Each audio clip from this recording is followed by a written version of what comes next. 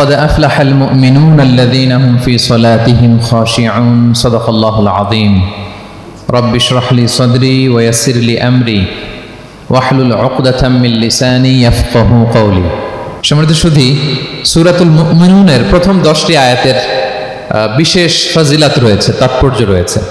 এই 10টি আয়াতের সংক্ষিপ্ত তাফসীর আমি আপনাদের সামনে পেশ করব ইনশাআল্লাহ বিইذنিল্লাহ। তো সূরাতুল মুমিনুন, আল্লাহ দেখেন মুমিনদের নামে সূরা দিয়েছেন সূরাতুল মুমিনুন, আবার কাফিরদের নামেও একটা সূরা ডেডিকেট করেছেন। সূরাটার নাম কি বলেন তো? সূরাতুল কাফিরুন। আবার মুমিনও না কাফিরও না, মাঝামাঝি আল মুনাফিকুন, তাদের নামে আল্লাহ একটা সূরা দিয়েছেন সূরাতুল মুনাফিকুন। তো এই সূরাটা আমাদেরকে উৎসর্গ করা, আমাদের জন্য ডেডিকেট করা, মুমিনুন নামে এই সূরাটা। এই সূরাটা নাজিলের একটা প্রেক্ষাপট আছে, যেটাকে আরবিতে শানে নুজুল বলে। ওটা বলেই আমি মূল ব্যাখ্যা বা আলোচনার দিকে চলে যাচ্ছি। সম্মানিত সুধী, রাসূলুল্লাহ সাল্লাল্লাহু আলাইহি ওয়াসাল্লামের কাছে আল্লাহ তাআলা যে কোরআন নাজিল করেছেন, এই কোরআন যেটা লেটেস্ট ভার্সন অফ রেভিলেশনের সর্বশেষ ভার্সন, এটা আল্লাহ তাআলা বিষ্ণু ঈসা ইসলামের কাছে নানাভাবে নাজিল করতেন। কোরআন নাজিল হওয়ার অনেকগুলো পদ্ধতি ছিল, সবসময় একইভাবে কোরআন আসতো না।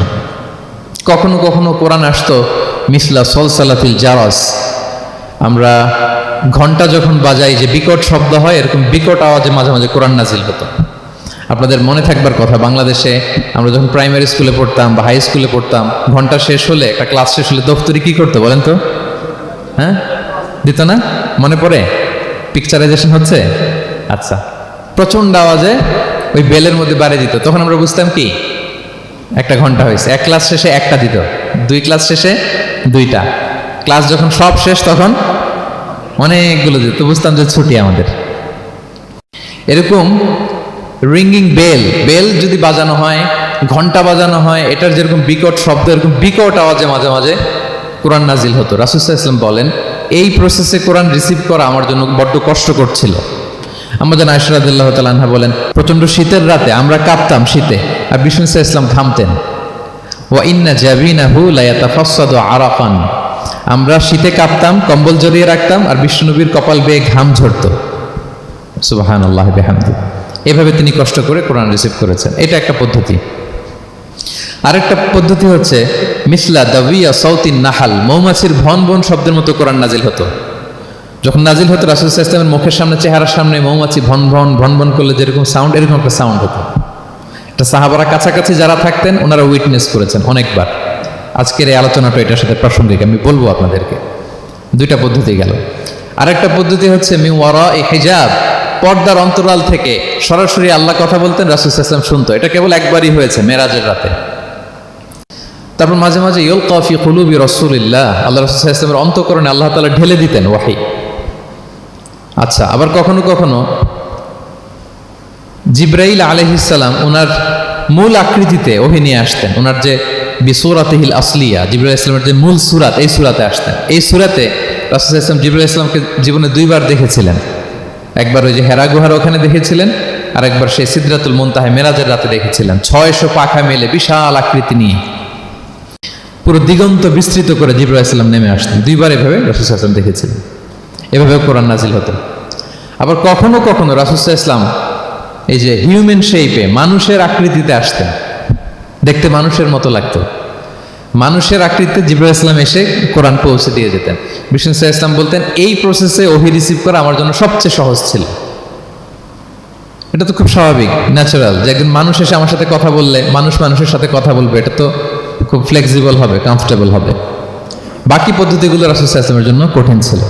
এবং এই সূরাতে যখন জিবরাইল আলাইহিস সালাম আসতেন, তখন দিহিয়াতুল কালবি আল আনসারী নামে এক সাহাবীর সূরাতে আসতেন। ওনার তওবাটা আল্লাহর কাছে খুব পছন্দ হয়েছিল। জাহিলি যুগে অনেক কন্যা সন্তানকে তিনি জীবিত প্রচিত করেছিলেন। পরে একবার এমন রিপেন্টেন্ট হলেন, অনুতপ্ত হলেন, অনুশোচনায় পড়ে আল্লাহর কাছে এমন কান্না করলেন, আর অনুশোচনার চোখের পানি আল্লাহ বড্ড পছন্দ করেন। অনুতপ্ত বান্দা যখন অনুতপ্ত হয়ে কাঁদে, তার চোখের পানি তার চোখ বেয়ে, নাক বেয়ে জমিনে ড্রপ করার আগে আল্লাহ বান্দাকে মাফ করে দেয়।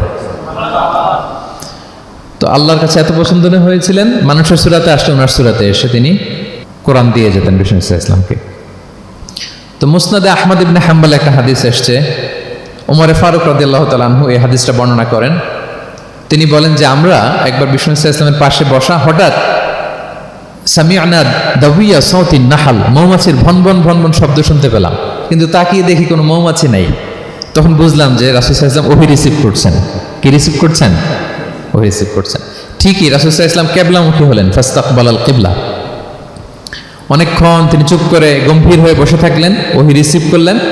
এরপর সাহাবাদের দিকে তাকিয়ে উনি হেসে দিলেন, হেসে বললেন, এইমাত্র সূরাতুল মুমিনুনের প্রথম 10টা আয়াত আমার উপর নাজিল হয়েছে, এবং এই 10টা আয়াতে মুমিনদের 7টা বিশেষ বৈশিষ্ট্যের কথা বলা হয়েছে। মান আকামা হুন্না দাখালাল জান্নাহ, যেই 7টা বৈশিষ্ট্য নিজের মধ্যে ধারণ করবে সে আল্লাহর জান্নাতের ওয়ারিস হয়ে যাবে। এবং এই আয়াতগুলো বলে আল্লাহ তাআলা সবশেষে এমনটাই বলেছেন যে উলাইকা হুমুল ওয়ারিসুন আল্লাযীনা ইয়ারিসুনাল ফিরদাউসা হুম ফিহা খালিদুন।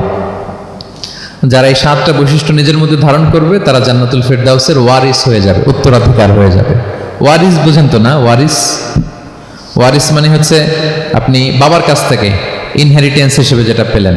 বাংলাদেশে দেখবেন যে অনেক জমি জমার মধ্যে প্লটের মধ্যে সাইনবোর্ড দেয়া থাকে যে ক্রয় সূত্রে এই জমির মালিক অমুক, বায়না সূত্রে এই জমির মালিক অমুক, তারপর ওয়ারিস সূত্রে এই জমির মালিক আব্দুর রহমান, লেখা থাকে না এরকম?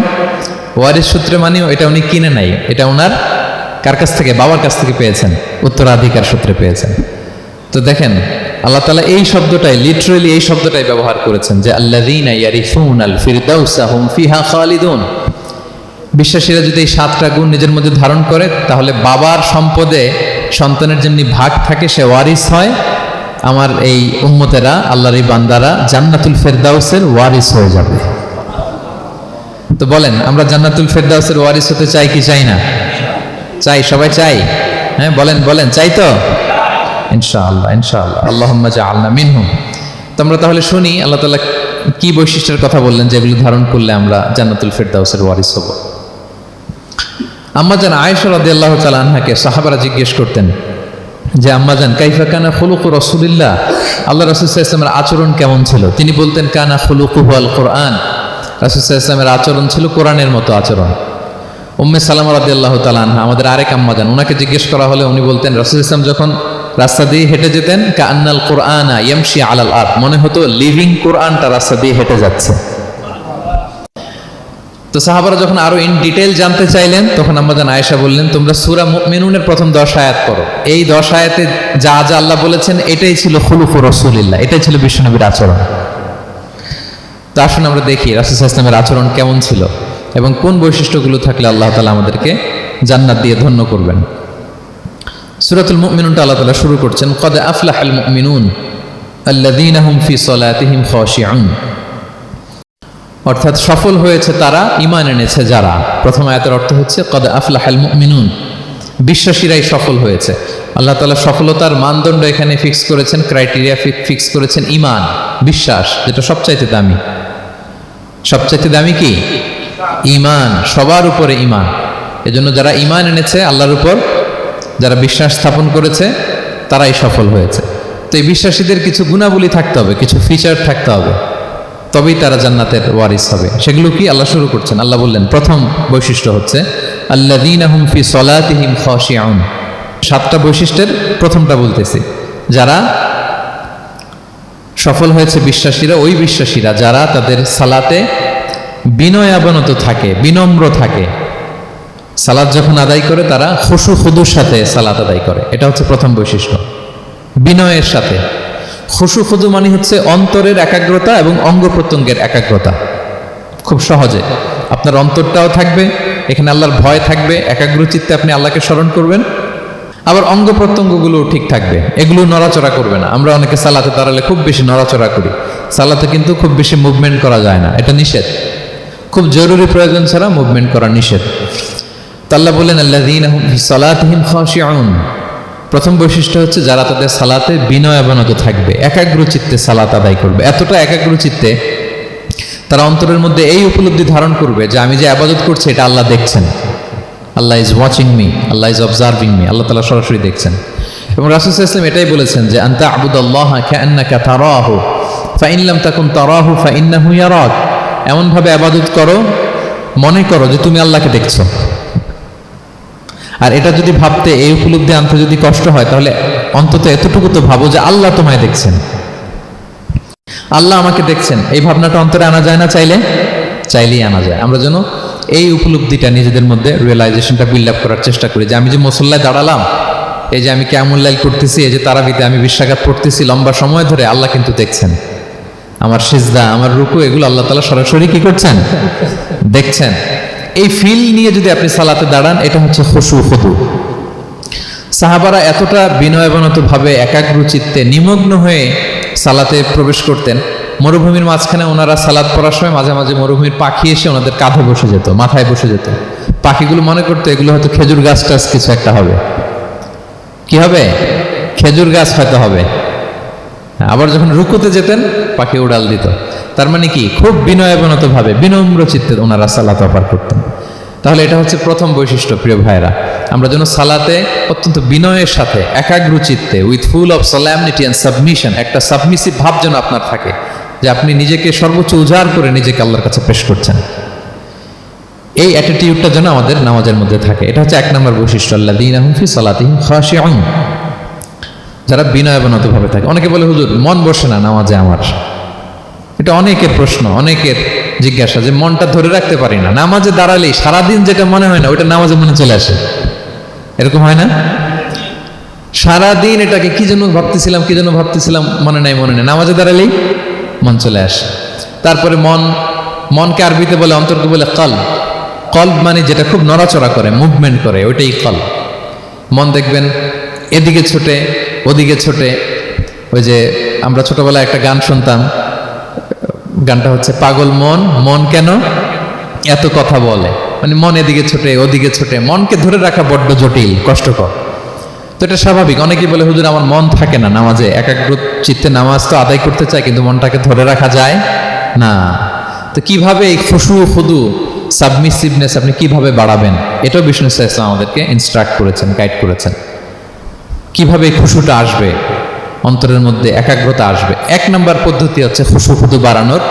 সালাতে যখন আপনি দাঁড়াবেন, বিষ্ণু বলেন সল্লু সলাতান মুআদ্দিয়া। বিষ্ণু বলেন, মনে করো যে নামাজটা পড়তেছো, এটা হতে পারে তোমার বিদায়ী নামাজ, শেষ নামাজ জীবনের। হতে পারে না?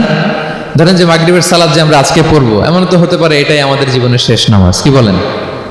হতে পারে কি না? পারে। আমরা কে কখন চলে যাব আমাদের তো জানা নাই। তো এই যে মুসল্লায় যখন আমরা দাঁড়াই, তখন কেন আমরা এটা ভাবি না যে it could be the last and final prayer in my life? হতে পারে এটাই আমার জীবনের শেষ নামাজ। এটা যদি আপনি ভাবতে পারেন, তখন দেখবেন ঠিকই আপনার একাগ্রতা, সাবমিসিভনেস এটা বাড়তেছে। আপনাকে যদি বলা হয় যে আজকে রাত 10টায় তোমার দুনিয়ার সফর শেষ, নতুন স্টেশনে যেতে হবে, আলামুল বারজাকে, তোমার শেষ, তোমার মৃত্যু হয়ে যাবে। আজকে যে মাগরিব আর এই যে এশা আর যে তারাবির সালাত, এটাই তোমার লাস্ট নামাজ, যাও এটাই তোমার লাস্ট চান্স। এটা যদি আজকে আমরা জানি, এই হলরুমে যারা আছে, যদি এটা জেনে যায় যে আজকের তারাবিটাই শেষ তারাবি, শেষ সুযোগ, বলেন তো আমাদের অবস্থা কি হবে? প্রতিদিন ধরেন যে মাগরিবের নামাজের পরে একটু নিউজ দেখেন, একটু ফেসবুকে ঢুকেন। আজকেও তো ঢুকবেন, তাই না? ঢুকবেন। কি করবেন আজকে? আল্লাহ, সব বাদ দিয়ে অজু করে আতর মেখে জায়নামাজটা ভিজিয়ে দীর্ঘ কিয়ামুল লাইল করবেন। সিজদায় পড়ে চোখের পানি দিয়ে জায়নামাজ ভিজিয়ে দেবো আমরা, ঠিক কিনা? কারণ আমি নিশ্চিত হতে পেরেছি এটাই আমার শেষ নামাজ। তো এটা তো প্রত্যেক সালাতের ক্ষেত্রেই আমাদের প্রযোজ্য। আসলে আমরা যে নামাজ পড়ি, যে কোনো নামাজই তো আমার শেষ চান্স হতে পারে। কি বলেন? হতে পারে কি পারে না? বলেন তো। পারে। এই টেকনিকটাই রাসূল সাল্লাল্লাহু আলাইহি ওয়াসাল্লাম শিখিয়েছেন, বলেছেন সল্লু সালাতান মুআদ্দিয়া। মনে করে এটাই হতে পারে তোমার জীবনের শেষ নামাজ। আমাদের ইউনিভার্সিটিতে ইমাম বেসার, যিনি চিফ ইমাম, উনি নামাজের আগে একটা চমৎকার অ্যানাউন্সমেন্ট দেয়। উনি বলে যে let's perform this Salah as if this is our last and final prayer. চলুন এমনভাবে নামাজটা পড়ি, ভাবি যে হতে পারে এটাই আমার জীবনের শেষ নামাজ। তাহলে সম্মানিত, শুধু এই ভাবনাটা নিয়ে যদি আমরা মুসল্লায় দাঁড়াই, দেখবেন যে ওই দিন আপনার মনে দৃশ্যদিক যাবে না, একটা ভয় কাজ করবে যে হায় রে, হতে পারে এটাই আমার লাস্ট চান্স, আর আমার রবকে সিজদা দেওয়ার সুযোগ হয়তো আমি আর পাবো না। তাহলে এখন থেকে আমরা সালাতে যখন দাঁড়াবো, এটা ভাববো যে this could be my last chance in my life. হতে পারে এটাই শেষ চান্স। আমি একাগ্র চিত্তে আমার সালাতটাকে আল্লাহর কাছে উপস্থাপন করি। কি বলেন, পারা যাবে তো ইনশাআল্লাহ? খুশু খুদু বাড়ানোর 1 নম্বর টিপস। খুশু খুদু বাড়ানোর 2 নম্বর টিপস হচ্ছে তাড়াহুড়ো না করা। আমরা অনেকে তাড়াহুড়ো করি, রুকু থেকে হুট করে দাঁড়িয়ে যাই, তারপরে সোজা হয়ে দাঁড়িয়ে না থেকে তাড়াতাড়ি সেজদায় চলে যাই, দুই সেজদার মাঝখানে ধীরস্থির ভাবে বসার কথা, আমরা না বসেই দ্বিতীয় সেজদায় চলে যাই। এই প্রবণতা আমাদের অনেকের আছে না? এটা কিন্তু নিষেধ। তা'দিলুল আরকান, বাকি সব মাযহাবে এটা ফরজ। আপনি তাড়াহুড়ো করলে আপনার নামাজই হবে না। আর আমাদের মাযহাবে, হানাফি মাযহাবে এটা ওয়াজিব। ওয়াজিব তরক করলে সাউ সিজদা দিতে হয়। দুই সেজদার মাঝখানে আপনি সুস্থির হয়ে বসবেন। অনেকে দেখা যায় একটা সেজদা দিয়ে মাথা কোনো রকম উঠিয়েই আরেক সেজদায় বসেও নাই ঠিক মতো আরামসে, এরকম আছে না? এটা যদি কেউ করে আমাদের মাযহাব অনুযায়ী তার সৌ সেজদা দিতে হবে। তাহলে এরকম তাড়াহুড়ো করা যাবে? আর এখন থেকে তো কি করবেন বলেন? ধীরস্থির ভাবে নামাজ পড়বো। No rushing, no rushing in salah, no hastiness in salah. নামাজে রাশ করা যাবে না, রিল্যাক্সের সাথে আমরা নামাজ পড়বো, ধীরস্থির ভাবে নামাজ পড়বো। রুকু সেজদাগুলো খুব চমৎকার ভাবে আদায় করবো। রাসূল সাল্লাল্লাহু আলাইহি ওয়াসাল্লাম রুকু যে দিতেন, ওনার পিঠটা এত স্ট্রেট ফরওয়ার্ড হতো, সাহাবারা বলতেন লাউ ইস্তাকাররা আলাইহিল মা লাসাব্বা আলাইহিল মা আলাস্তাকাররা। পানি ভর্তি এক গ্লাস পানি যদি রাসূল সাল্লাল্লাহু আলাইহি ওয়াসাল্লামের রুকু দেওয়া পিঠের উপর রেখে দেওয়া হয়, পানিটাও পড়বে না, গ্লাসটাও ভাঙবে না। তার মানে এত স্ট্রেট ফরওয়ার্ড পিঠ ছিল। আবার রাসূল সাল্লাল্লাহু আলাইহি ওয়াসাল্লাম বলতেন আসওয়াউন নাসি সারিকাতান মান ইয়াসরিকু ফিস সালাহ। তিনি বললেন সবচাইতে বড় চোর যে নামাজে চুরি করে। সাহাবারা বললেন ওয়া কাইফা ইয়াসরিকু মিন সালাতিহি ইয়া রাসূলুল্লাহ, নামাজে আবার কিভাবে চুরি করে? রাসূল সাল্লাল্লাহু আলাইহি ওয়াসাল্লাম বললেন লা ইউতিম্মু রুকুআহা ওয়া সুজুদাহা, রুকু সেজদাগুলো সুন্দর করে আদায় করে না, সেই নামাজ চোর।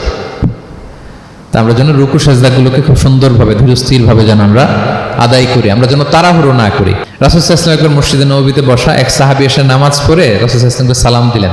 রাসূল সাল্লাল্লাহু আলাইহি ওয়াসাল্লামের সালামের উত্তর দিয়ে বলেন ইরজি' ফাসাল্লি ফাইন্নাকা লাম তুসাল্লি, যাও তুমি আবার নামাজটা পড়ে আসো, তোমার নামাজ হয়নি। সাহাবী যে আবার নামাজ পড়ে আবার আসলেন, রাসূল সাল্লাল্লাহু আলাইহি ওয়াসাল্লাম আবার বললেন সাল্লি ফাইন্নাকা লাম তুসাল্লি, নামাজ পড়ে এসো, হয়নি।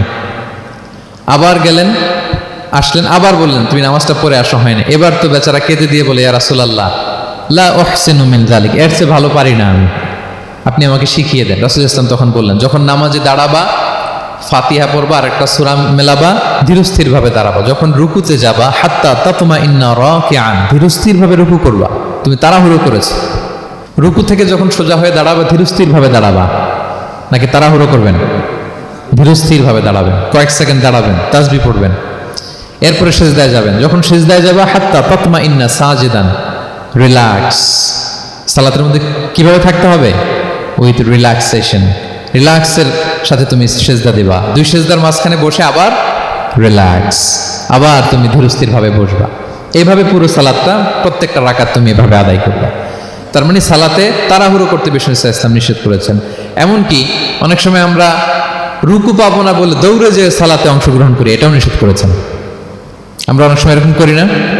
মাগরিবের নামাজে রুজু করতেছি, ইমাম সাহেব ওয়াদ-দুহা ওয়াল-লাইলি ইযা সাজা, এই সূরাটা তো মুখস্থ, তো টের পাচ্ছি যে আমি এখন মুখ ধুইতেছি আর সূরা দোহা তো শেষ হয়ে যাবে, কোন রকম ওযু করে দৌড়ে যে অংশগ্রহণ করে যাতে রাকাতটা পায়, এটা নিষেধ করেছেন বিষ্ণু ইসলাম।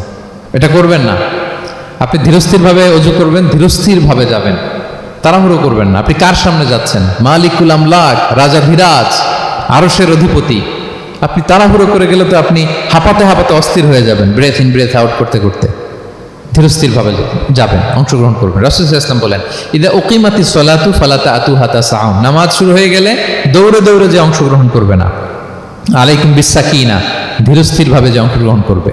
ফামা আদরাকতুম ফাসাল্লু, ধীরস্থির ভাবে যে যতটুকু পাও অতটুকুই পড়ো। ওমা ফাতাকুম ফাআতিমু, যেটা ছুটে যায় নিজে পরে দাঁড়িয়ে আদায় করে নাও। সুবহানাল্লাহ বিহামদি, কত সহজ করে দিয়েছেন। তাহলে সালাতে তাড়াহুড়ো করা যাবে? প্রিয় ভাইরা বলেন তো, তাড়াহুড়ো করা যাবে আর আজকে থেকে? না, আমরা তাড়াহুড়ো করবো না, আমরা ধীরস্থির ভাবে যে সালাতে অংশগ্রহণ করবো, তাহলে আপনার খুশু খুদু বাড়বে। দুইটা টিপস গেল। 3 নাম্বার হচ্ছে জামাতে সালাত আদায় করতে হবে, তাহলে আপনার একাগ্রতা বাড়বে। সলাতুল জামাআতি তাফদুলু সলাতাল ফাজরি বি 27 দারাজা, একাকী নামাজ পড়লে যে সওয়াব, জামাতে পড়লে 27 গুণ বেশি সওয়াব। জামাতে পড়বেন।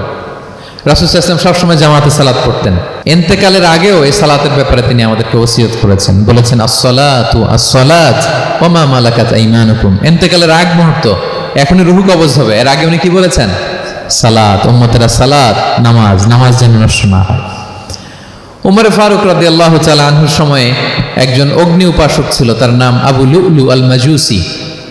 উনি মুগীরা ইবনে শুআবা রাদিয়াল্লাহু তাআলা আনহু নামে এক সাহাবীর দাস ছিলেন, মুকাতাব দাস। কন্ট্রাক্ট ছিল যে এত টাকা দিলে তাকে আজাদ করা হবে। তো এই অগ্নি উপাসক মাজুসি এসে ওমর ফারুককে বলে, খলিফাতুল মুসলিমিন, আমার মালিক সাহাবী মুগীরা আমার কাছে প্রতিদিন অনেক টাকা চার্জ করে। উনি বললেন, তাই নাকি? কত চার্জ করে? বলে যে এত চার্জ করে। তো বলতেছে, আচ্ছা তুমি তাহলে কি কাজ করো, কি কাজ জানো? বলে যে আমি খঞ্জর বানাতে জানি, ছুরি, ছোট ছুরি আর কি। বলতেছে, ওরে আল্লাহ, যারা খঞ্জর বানাতে জানে তারা তো অনেক টাকা মেক করে, সেই হিসাবে তো মুগীরা বেশি চার্জ করে না, অল্পই চার্জ করছে। সে ইনসাফপূর্ণ চার্জই করেছে। কিন্তু এই আবু লুলুল মাজুসির এই কথাটা পছন্দ হয়নি, সে রাগান্বিত হয়ে গেল, হয়ে বলে, ওমর, সবার ক্ষেত্রে তুমি নরম আর আমাকে তুমি কঠিন নিয়ম শেখাও না, দাঁড়াও তোমাকে আমি দেখাচ্ছি। মনে মনে বলতেছে এটা। রেগে মেগে সে বাড়িতে এসে আজকে একটা খঞ্জর বানাইছে, দুই মুখো খঞ্জর, ওয়া মাকবাদাতুহু ফি ওয়াসাতি, এটার হ্যান্ডেলটা মিডলে, এদিকেও মাথা এদিকেও মাথা, এটার ধার করে প্রতিদিন বিষ মাখায় এটাতে। আর মনে মনে বলে, ওমর দাঁড়াও তোমাকে আজকে আমি দেখাবো। তো ওমর ফারুককে আল্লাহ তাআলা স্বপ্নে দেখিয়েছেন যে একটা লাল মোরগ ওনাকে 3টা ঠোকর মেরেছে। উনি সাহাবাদের কাছে বলেছেন যে আমি স্বপ্নে দেখেছি একটা লাল মোরগ আমাকে 3টা ঠোকর মেরেছে। তো সে খঞ্জরকে ধার দিয়ে একদিন ফজরের নামাজে, ওয়াকানু ইউসাল্লুনা বিগালাস, ওনারা খুব অন্ধকার থাকতে ফজরের নামাজ পড়তো। সে বুরনুস, এক ধরনের জুব্বা যেটার মাথা আছে, ওটা পরে হুডির মতো আর কি, হুডি চেনেন তো না, হুডির মতো একটা জুব্বা পরে সে অন্ধকারে, সে তো আসলে অমুসলিম, সাহাবাদের সাথে পিছনে দাঁড়াইছে নামাজের ভান করার জন্য, আর এই খঞ্জরটা নিয়ে গেছে সাথে। ওমর ফারুক ফজরের সালাত শুরু করলেন, প্রথম রাকাত শেষ করলেন, দ্বিতীয় রাকাতের জন্য যখন দাঁড়াইছেন তখনই সে প্ল্যান মাফিক খঞ্জর বের করে ওমর ফারুকের পেটের মধ্যে 3বার স্ট্যাবিং করলেন, আঘাত করলেন। করার সাথে সাথে ওমর ফারুক উল্টে পড়ে গেলেন আর বললেন, কাতালানি আল কালব, কোনো এক কুকুর আমাকে আঘাত করেছে। তো সাহাবার ওমর ফারুককে ধরলেন, আর এই অগ্নি উপাসক এই খঞ্জর নিয়ে কাতারের মাঝখান দিয়ে 2 দিকে খঞ্জর চালাতে চালাতে যাচ্ছিলেন। যে সাহাবাই ধরে সেই আঘাতপ্রাপ্ত হয়ে ওখানে 7 থেকে 10 জন স্পট ডেথ, জায়গায় মারা গেছে। পরে এক সাহাবী নিজের জামা খুলে তার গায়ে ছুঁড়ে মারছে, তখন সে ওইটাতে পেঁচিয়ে পড়ে গেছে। যখন বুঝে গেছে যে আমাকে ধরে ফেলবে, সে সুইসাইড করে ফেলছে, নিজেকে নিজে মেরে ফেলছে। তো ওমর ফারুক তো বেহুশ, ওনাকে নিয়ে যাওয়া হলো, পিছন থেকে একজন নামাজের ইমামতি করলেন। তো ওমর ফারুক রাদিয়াল্লাহু তাআলা আনহু হুঁশ ফিরে পেলেন। হুঁশ ফিরে পাওয়ার পরে দিনের বেলা যখন হুঁশ আসলো ওনার, সবাই চারদিকে বসা যে হায় হায় আমাদের আমিরুল মুমিনিনের কি জানি কি হয়। হুঁশ ফেরার পরে ওনার মুখের প্রথম কথাটা ছিল আসাল্লান নাস, মানে আমার নেতৃত্বে যে ফজরের সালাতটা শুরু হয়েছিল এটা কি ঠিকঠাক শেষ হয়েছিল? সুবহানাল্লাহ পড়বেন না? আচ্ছা বলেন তো, এই মুহূর্তে আমরা কি করতাম? ওনাকে যে স্টেবিং করছে, চিকিৎসক এসে দুধ দেয়, দুধ পেট দিয়ে বেরিয়ে যায়, নাবিজ দেয়, নাবিজ বের হয়ে যায়, মানে উনি ইন্তেকাল করবেন, এটা বোঝাই যাচ্ছে।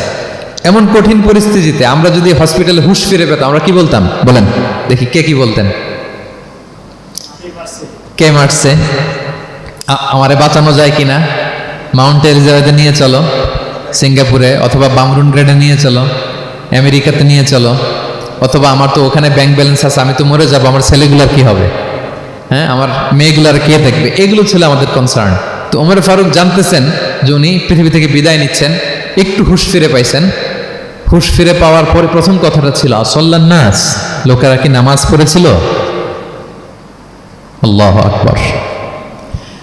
তাহলে এটা কত গুরুত্বপূর্ণ ইবাদত, কিভাবে এই সালাতকে সাহাবারা অফার করতেন।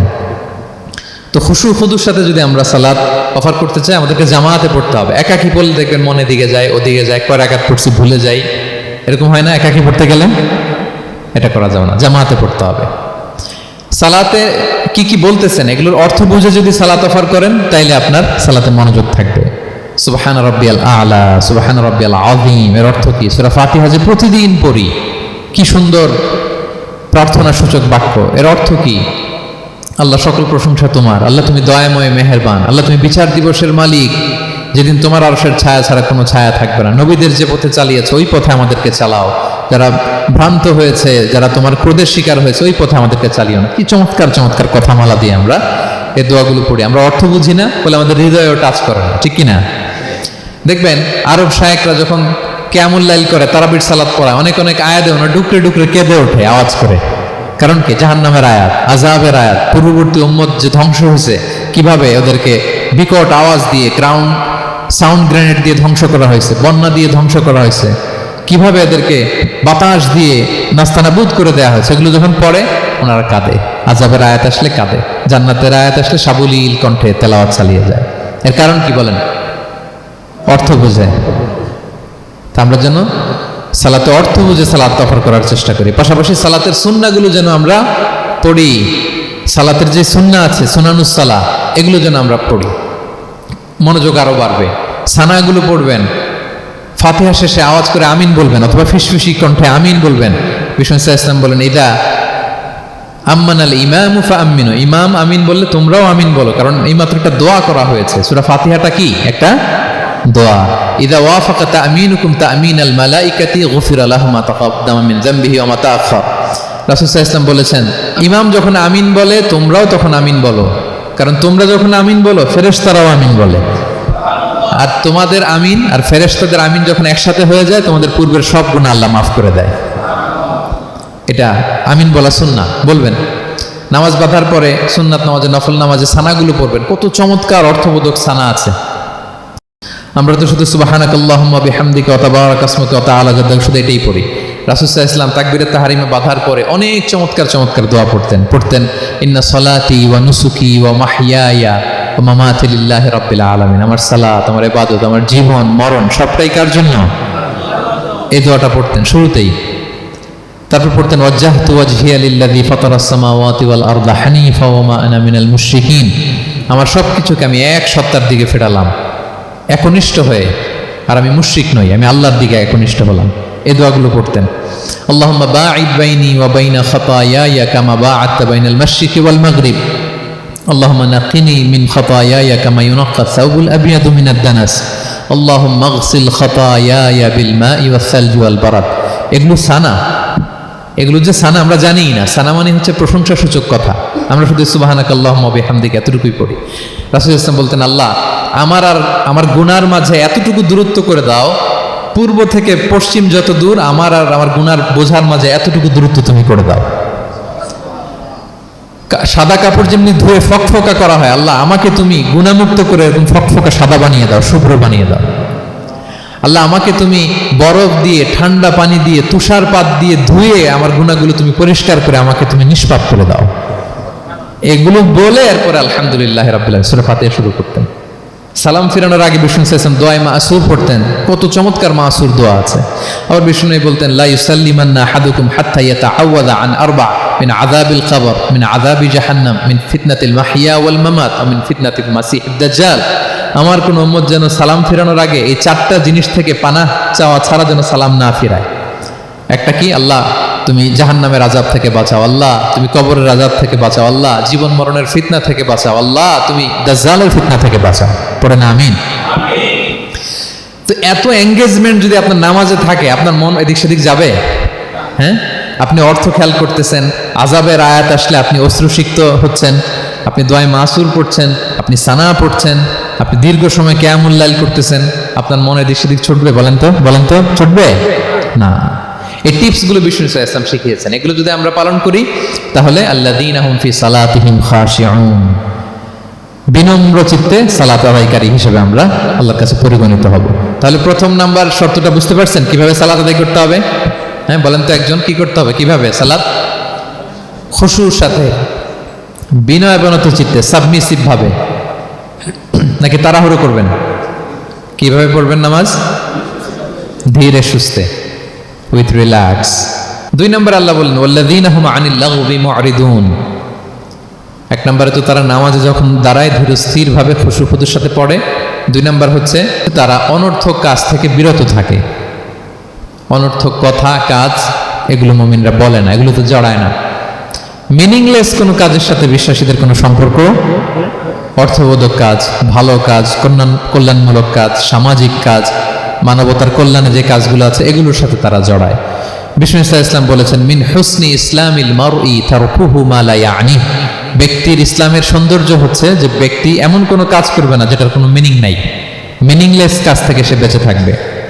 মুহাদ্দিসিনে ইকরাম এই হাদিসটাকে বলে রুবউদ্দিন, মানে দিন ইসলামকে যদি 4 ভাগ করেন, এই 4 ভাগের 1 ভাগের কথা এই হাদিসের মধ্যে চলে আসছে। সেটা কি? যে বিশ্বাসীরা কোনো অনর্থক কাজে জড়ায় না নিজেদেরকে। অনর্থক কাজ, কথাবার্তা, অপ্রয়োজনীয় আড্ডা, অপ্রয়োজনীয় খুশগল্প, অন্যকে নিয়ে সমালোচনা, অন্যের গীবত, শেকায়াত, ওর এই সমস্যা, ওর এই সমস্যা। চায়ের আড্ডাতে আমরা এরকম সমালোচনার ঝড় তুলি, ঠিক কিনা বলেন? ঠিক কিনা? এটা করা যাবে না। আপনি জান্নাতেরও ওয়ারিস হবেন, আবার চা মুখে নিয়ে আপনি শেকায়াত করবেন, গীবত করবেন, দুইটা একসাথে যাবে না। তাহলে বিশ্বাসীরা কোনো অনর্থক কাজে জড়ায় না, মিনিংলেস কাজে জড়ায় না। তারা ভালো কাজে, কল্যাণের কাজে জড়ায়। মিনিংলেস কোনো কথাও বলে না, কারণ তারা জানে মা ইয়ালফিদু মিন কাউলিন ইল্লা লাদাইহি রাকিবুন আতীদ। আমরা যা বলি, মুখ নিঃসৃত যা বের হয়, এটাকে লিখে রাখার জন্য একদল ফেরেশতা আছে, রাকিব পর্যবেক্ষণকারী, আতীদ একেবারে প্রহরীর মতো আছে। বললেই টুকে নেয়, বললেই টুকে নেয় সব। সূরা ইয়াসিন আল্লাহ বলেন ওয়া কুল্লা শাইইন আহসাইনাহু ফি ইমামিন মুবিন। আমি ইমামুম মুবিন নামক এক দালিলিক রেজিস্ট্রি খাতায় সব কিছু তুলে রাখছি, সব পাই টু পাই আপনি পাবেন। আপনি অবাক হবেন, মালি হাযাল কিতাবি লা ইগাদিরু সাগীরাতান ওয়ালা কাবীরাতান ইল্লা আহসাহা। এটা কেমন আমলনামা, ছোট্ট ভালো কাজ করেছে ওইটাও আছে, ছোট্ট খারাপ করেছে ওইটাও আছে। অবাক হবেন আপনি, সব আল্লাহ তাআলা সেখানে তুলে রাখবেন। তো বিশ্বাসীরা কোনো অনর্থক কথা কাজের সাথে জড়ায় না, এজন্য কারণ তারা জানে এগুলো সব রেকর্ডেড, সব রেকর্ডেড। আপনার কোনো কাজ যদি রেকর্ড করা হয় এবং বলা হয় যে এটা গণমানুষের কাছে উপস্থাপন করা হবে, আপনি কি করবেন তখন বলেন তো? খুব সতর্ক হয়ে চলবেন, সতর্ক হয়ে বলবেন। হ্যাঁ, এই যে আমরা যে এই ক্যামেরা থাকলে যেভাবে কথা বলি, সবসময় কি এইভাবে বলি না? আমরা যখন নিজেদের ঘরোয়া আড্ডায় বসে আমরা কত কথা বলে ফেলি, ইনফরমাল অনেক কথা বলি, যেগুলো ক্যামেরা থাকলে বলি না, কারণ এটা ফরমাল, এটা কোটি মানুষের কাছে যাবে, সবাই শুনবে, সবাই জানবে, এজন্য আমরা সাবধান হয়ে কথা বলি। কি বলেন? তো এই যে এই ক্যামেরা কিন্তু অদৃশ্য ক্যামেরা চারদিকে আমাদের, ইমাম মুবিন নামক অদৃশ্য ক্যামেরা দিয়ে সব রেকর্ড করা হচ্ছে। রেকর্ড করে দিচ্ছেন কে? পাই টু পাই হিসাব চাওয়া হবে। আল্লাহর সুপ্রিম কোর্টের কাঠগড়ায় সব হিসাব চাইবেন আল্লাহ তাআলা, আপনি যে দেখবেন। তো বিশ্বাসীরা এই সেন্সটা মাথায় রাখে, সব যেহেতু রেকর্ডেড, যা মনে চায় মুখ দিয়ে বলা যাবে, যা মনে চায় করা যাবে না। এজন্য অহেতুক কথাবার্তা, অহেতুক সমালোচনা, অহেতুক গসিপিং, অহেতুক কমেন্টস এগুলো করব না। এখন সোশ্যাল মিডিয়ার যুগে দেখবেন যে কমেন্টসের বন্যা বয়ে যায়, যার যেটা মনে চায়, কারণ ধরার কেউ নাই, দেখার কেউ নাই, বলার কেউ নাই, যা মনে চায় লিখতে থাকে। হ্যাঁ, বিশাল একজন বড় মাপের লোক, তার ওখানে যে লিখতেছে যা মনে চায়, গালি গালাজ, ওনাকে অ্যাডভাইস দেওয়া, নাসিহাত দেওয়া ইচ্ছে মতো। বিশ্বাসীরা এটা করে না, তারা অনর্থক কোনো কাজে জড়ায় না, এবং কেউ জড়াতে চাইলেও তাকে স্পেস দেয় না। একদল আছে দেখবেন যে আপনি আজে বাজে কাজে জড়ান না, এটা আবার অনেকের ভালো লাগে না। তো তারা এসে আপনাকে জড়াতে চাবে, তর্ক করবে, আপনার সাথে ডিবেট করবে, পায়ে পাড়া দিয়ে ঝগড়া করবে, এরকম আছে না নাই? আপনার কমেন্ট বক্সে এসে দেখবেন যে গালি দিবে, হ্যাঁ, ট্যাগিং করবে, পোক করবে, মানে আপনাকে অস্থির বানাতে চাইবে। আপনি কি করবেন? আপনিও আরেকটা গালি দিয়ে দিবেন কমেন্টসে, আপনারও তো স্বাধীনতা আছে নাকি? আপনি দিবেন গালি, কি করবেন? সালাম দিবেন। কি দিবেন? ওয়া ইযা খাতাবাহুমুল জাহিলুনা ক্বালু সালামা। সূরা ফুরকানে আল্লাহ বলেছেন যে মূর্খরা যখন অনর্থক তর্ক করতে আসতে চায়, বিশ্বাসীরা তাদের সাথে ওই ফাঁদে তারা পা দেয় না, তারা কি করে? সালাম দিয়ে কেটে পড়ে। তাহলে পায়ে পাড়া দিয়ে যদি কেউ এখন থেকে ঝগড়া করতে চায় আমাদের সাথে, আমরা কি করব? সালাম দিয়ে ওখান থেকে কেটে পড়ব। তাহলে বিশ্বাসীদের ২ নম্বর বৈশিষ্ট্য, ওয়াল্লাযীনা হুম আনিল লাগযি মু'রিদুন, বিশ্বাসীরা অনর্থক কাজে জড়ায় না। ৩ নম্বর হচ্ছে ওয়াল্লাযীনা হুম লিয-যাকাতি ফাঈলুন, বিশ্বাসীরা তাদেরকে যদি আল্লাহ তাআলা ধন সম্পদ দিয়ে সমৃদ্ধশালী করে, তারা যাকাত দেয়। কি দেয়? আপনারা যাকাত দেন তো নাকি? দেখে তো মনে হচ্ছে সবাই ব্যবসায়ী, হ্যাঁ, চেহারা দেখে মনে হচ্ছে মাশাআল্লাহ অনেক সম্পদের মালিক। যাকাত দিতে হবে। আমরা যে যাকাত দেই, এটাকে আমরা করুণা করি বলেন তো? না, যাকাত হচ্ছে গরিবের হক। ওয়াফি আমওয়ালিহিম হাক্কুন লিস-সাইলি ওয়াল মাহরুম, আল্লাহ বলে ধনীদের সম্পদে গরিবদের অধিকার আছে। তা আপনি যখন কারো অধিকার দিলেন, আপনি কি তার প্রতি করুণা করলেন? হ্যাঁ, অধিকার কি করুণা বলেন তো? না, আপনার সম্পদে গরিবের অধিকার, আপনি করুণা করেন নাই, বরং আপনার থেকে যাকাত নিয়ে ওই গরিব আপনাকে করুণা করে গেছে। কারণ জাকাত নেয়া তার জন্য আবশ্যক না, আপনার দেয়া আবশ্যক। ও যদি বলে আমি জাকাত দিব না, তো আপনি কারে দিবেন? ও জাকাত গ্রহণ করে আপনাকে বাঁচালো, তাহলে credit goes to them, thanks goes to them. তো ইসলাম চায় এই যে অর্থনৈতিক তারল্য, এটা সমাজে সবার কাছে থাক। এক পাশে গাছতলা, আরেক পাশে পাঁচতলা, এরকম বিভাজন ইসলাম চায় না। ইসলাম চায় সবার হাতে টাকা পয়সা থাক। কাইলা ইয়াকুনা দুলাতান বাইনাল আগনিয়াই মিনকুম, টাকা পয়সা যেন শুধু ধনীদের মধ্যে সার্কুলেট না হয়, সবার কাছে যেন যায়। এজন্য আল্লাহ বলেন তোমাদের সম্পদে গরিবের অধিকার আছে। এটা করুণা না, এটা অধিকার। আর যদি এই ফরজ ইবাদত আপনি আদায় না করেন, আল্লাহ বলেন কঠিন শাস্তি তোমাদের জন্য অপেক্ষা করছে। আল্লাযীনা ইয়াকনিজুনা আয-যাহাবা ওয়াল ফিদ্দাতা ওয়া লা ইউনফিকুনহা ফি সাবিলিল্লাহ ফাবাশশিরহুম বিআযাবিন আলীম। স্বর্ণ জমায়, রূপা জমায়, ব্যাংক ব্যালেন্স, যাকাত দেয় না, তাদের জন্য কঠিন আযাব, কঠিন আযাবের সুসংবাদ দিয়েছেন আল্লাহ। দুঃসংবাদ না, সুসংবাদ। মানে হেয় করে, তুচ্ছ করে আল্লাহ তাআলা বলেছেন। ছেলে ইংরেজি পরীক্ষায় ফেল করছে, মা বলে ফেল করছে না, পড়াশোনা তো নাই, তোমার বাবা আসুক, এমন মাইট দিবে, মাইট দিলে মজা টের পাবা। আচ্ছা বলেন তো, মাইট দিলে কি মজা লাগে না ব্যথা লাগে? কিন্তু মা কি বলছে? মজা টের পাবা। মানে ওরে তুচ্ছ করে, তাচ্ছিল্য করে বলছে, মায়ের তীব্রতা বোঝানোর জন্য বলছে যে এমন মাইট দিবে, টের পাবা, দাঁড়াও, তোমার বাবা আসুক আজকে ঘরে। আল্লাহ ওইটাই বললেন। এই সম্পদগুলোকে লোহার খুন্তি বানিয়ে জাহান্নামের আগুনে পোড়ানো হবে। 3 জায়গায় ছাকা দেওয়া হবে। তুকুয়া বিহা জিবাহুম, কপালে, পাজরে, পিঠে। আর বলা হবে হাযা মা কানাস্তুম, এগুলো তুমি জমায় রাখছিলে, দাও নাই মানুষকে। Bank balance, FDR, fixed deposit, price bond, এটা সেটা দাও নাই তুমি। আর হাদিসে এসেছে সুজা আন আকরা, টেকো সাপ হবে, মোস্ট ভেনোমাস স্নেক। সাপের মাথায় কিন্তু চুল গজায়, জানেন? সাপের মাথায় পশম আছে, কিন্তু যেই সাপের যেটা বেশি বিষাক্ত, ওটার মাথায় পশমও থাকে না বিষের কারণে। এরকম সাপ ওই সম্পদগুলো সাপ হয়ে ছোবল মারবে আর বলবে আনা মালুক, আমি তোমার প্রাইস বন্ড, আমি তোমার ব্যাংক ব্যালেন্স, আমাকে খাওয়ার জন্য তো রাখছিল, আজকে উপভোগ করো। আল্লাহু আকবার। আল্লাহ আমাদেরকে হেফাজত করুন। সো যাদের সম্পদ আছে আমরা যেন যাকাত দেই, হিসেব করে করে যেন দেই। আপনাদের স্ত্রীদের যাদের অর্নামেন্টস, জুয়েলারি আছে, তারা যেন তাদের সম্পদের যাকাত দেয়। 25 গ্রাম যদি সোনা থাকে বা 595 গ্রাম যদি রূপা থাকে, অথবা এই পরিমাণ সম্পদ থাকে, ভাবিরাও যাকাত দিতে হবে। এটা ইন্ডিভিজুয়াল ইবাদত। আপনার যাকাত আপনার, ভাবির যাকাত ভাবির। আপনি চাইলে টাকা দিয়ে হেল্প করতে পারেন, কিন্তু ওনারও হিসাব করতে হবে, এবং এটা কম্পালসারি, দিতেই হবে, দিতেই হবে। তাহলে ওয়াল্লাযীনা হুম লিয-যাকাতি ফাঈলুন, 4 নম্বর হচ্ছে তারা যাকাত দেয়। 5 নাম্বার 6 নাম্বার আল্লাহ এক আয়াতে বলে ফেলেছেন, ওয়াল্লাযীনা হুম লিআমানাতিহিম ওয়া আহদিহিম রাউন, বিশ্বাসীরা আমানতের হেফাজত করে আর কথা দিলে কথা রাখে। 5 নাম্বার হচ্ছে আমানতের খেয়ানত করে না বিশ্বাসীরা, কারণ আমানতের খেয়ানত করে এটা মুনাফিকের আলামত। ইযা তুমিনা খানা, বিষ্ণু বললেন মুনাফিকদের বৈশিষ্ট্য হচ্ছে ওদের কাছে আমানত রাখলে ওটা আর পাওয়া যায় না পরে। এমন লোক আছে না সমাজে, আমানত রাখলে আর পাওয়া যায় না। তারা কি মুমিন না মুনাফিক বলেন তো? ইন্নাল্লাহা ইয়া'মুরুকুম আন তুআদ্দুল আমানাতি ইলা আহলিহা, আল্লাহ বলেছেন যার আমানত তাকে বুঝিয়ে দাও। বিষ্ণু ঈসা ইসলামকে মক্কার লোকেরা 2টা উপাধি দিয়েছিল, এক হচ্ছে আস-সাদিক, 2 হচ্ছে আল আমিন। সাদিক মানে সত্যবাদী। কারা দিয়েছিল?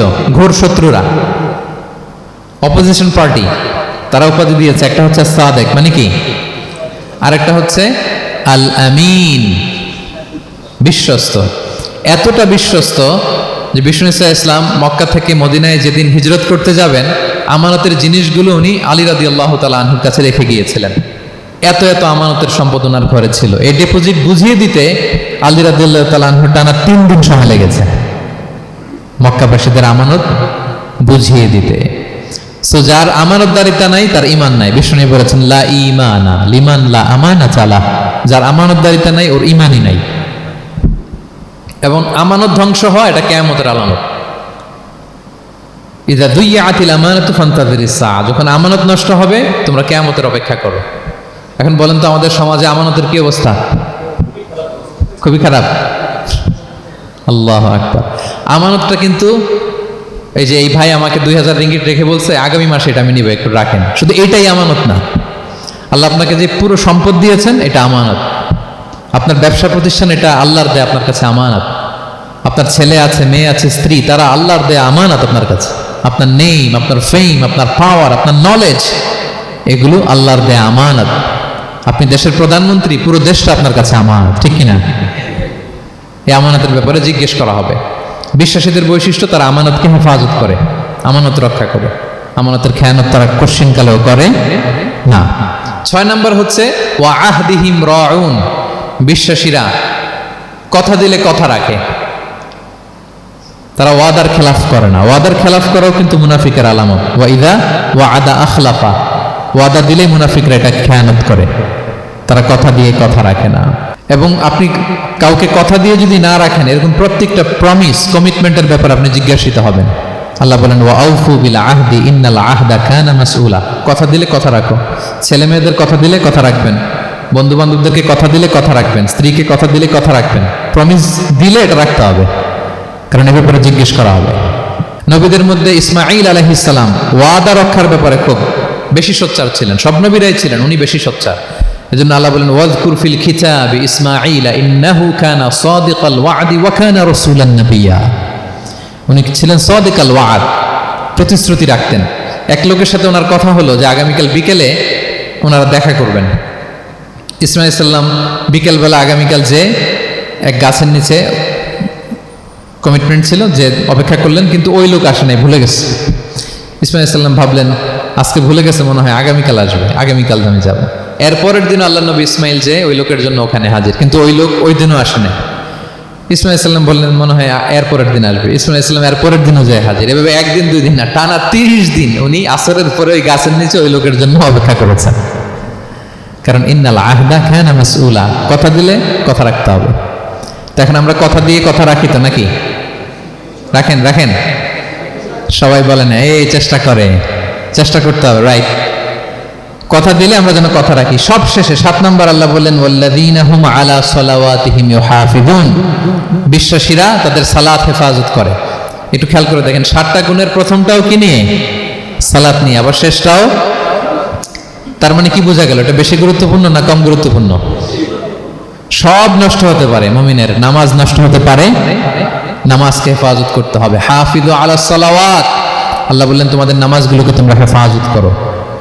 আগের যুগের উম্মতেরা সিনাগোগে না গেলে ইবাদত করতে পারতো না, চার্চে না গেলে ইবাদত করতে পারতো না, কিন্তু আমরা মসজিদেও নামাজ পড়তে পারি, বাইরেও পড়তে পারি। 5টা বিশেষ বৈশিষ্ট্য আল্লাহ তাআলা বিশ্বনবী সাল্লাল্লাহু আলাইহি ওয়াসাল্লামকে দিয়েছিলেন। এর মধ্যে একটা হচ্ছে জুইলাত লি আল আরদু কুল্লুহা মাসজিদান ওয়া তাহুরা, আল্লাহ আমার জন্য পুরো জমিনটারে মসজিদ বানাই দিয়েছে। পুরো জমিন, আপনি ফ্লাই করতেছেন, বিমানে পড়তে পারবেন, আপনি সাগরে আছেন, জাহাজে পড়তে পারবেন, আপনি বিকেলবেলা মাঠে আছেন, অজু থাকলে আল্লাহু আকবার বলে দাঁড়ায় যাবেন, বন্ধুদেরকে নিয়ে যে কোনো জায়গায় নামাজ পড়া যায়, ঠিক কিনা? এই নামাজ নিয়ে কোনো এক্সকিউজ চলবে না। No excuse will be granted that day. দাঁড়িয়ে পড়তে পারেন না, বসে পড়তে হবে। বসে পারেন না তো শুয়ে পড়তে হবে। শুয়ে পারেন না তো ইশারায় পড়তে হবে। ওজুর জন্য পানি নাই তো তায়াম্মুম করে পড়তে হবে, ঠিক কিনা? হাফিজু আলাস সালাওয়াত, সালাতের ব্যাপারে সচেষ্ট হও, কারণ এটা প্রথম হিসেব চাইবেন আল্লাহ। আল্লাহ বলেন আউয়ালু মা ইউহাসাবু বিহিল আবদু ইয়াউমাল কিয়ামাতি আস-সালাহ, কিয়ামতের সর্বপ্রথম হিসেব হবে নামাজের। আওয়াজ করে বলেন কিসের? ফাইন সলুহাত সলুহা সাইরু আমালি, নামাজের হিসেব যদি সহজ হয় সব সহজ, আর নামাজের হিসেব যদি গন্ডগোল হয় পুরো আমল নামায় গন্ডগোল লেগে যাবে। প্রিয় ভাইরা, তাই আমরা যেন সালাতের ব্যাপারে যত্নবান হই, আমরা যেন খুশু খুজুর সাথে সালাত পড়ি, আমরা যেন অনর্থক কথাবার্তা কাজ থেকে যেন বেঁচে থাকি। আল্লাহ যাদেরকে আমাদেরকে সম্পদ দান করেছেন, আমরা যেন ফরজ যাকাতটুকু আদায় করি, আমরা যেন আমানতের ব্যাপারে সাবধান হই, সচেতন হই, আমানতকে যেন রক্ষা করি, আমরা যেন কথা দিলে কথা রাখি, এবং যে কোনো মূল্যে আমরা যেন সালাতকে হেফাজত করি। আমাদের সব মিস হতে পারে। কাজকে আমরা বলবো যে নামাজ আছে, নামাজকে বলা যাবে না আমার কাজ আছে, ঠিক কিনা বলেন? আওয়াজ করে বলেন ঠিক কিনা? কাজকে কি বলবো আমরা? নাকি নামাজকে বলবেন আমার একটু কাজ আছে? না, আমরা যেন সালাতের ব্যাপারে যত্নশীল হই, সচেতন হই। এই যে 7টা গুণের কথা বললাম, যারা এটার উপর আমল করবে, যারা এটা নিজের মধ্যে ধারণ করবে, আল্লাহ বলেন উলাইকা হুমুল ওয়ারিসুন, এরা ওয়ারিস। আল্লাযীনা ইয়ারিসুনাল ফিরদাউসা হুম ফিহা খালিদুন, তারা জান্নাতুল ফিরদাউসের ওয়ারিস হয়ে যাবে। আমরা যেন এই ভালো গুণগুলো, এই বৈশিষ্ট্যগুলো, এই ফিচার্সগুলো যেন নিজেদের মধ্যে আত্মস্থ করতে পারি, এবং জান্নাতুল ফিরদাউসের ওয়ারিস যেন আমরা হতে পারি। আল্লাহ তাআলা আমাদের সবাইকে কথাগুলো বোঝার ও আমল করার তৌফিক দান করুক। হাযা মা ইনদি ওয়াল ইলমু ইনদাল্লাহি আলাইহি তাওয়াক্কালতু ওয়া ইলাইহি উনীব। আসসালামু আলাইকুম ওয়া রাহমাতুল্লাহি তাআলা।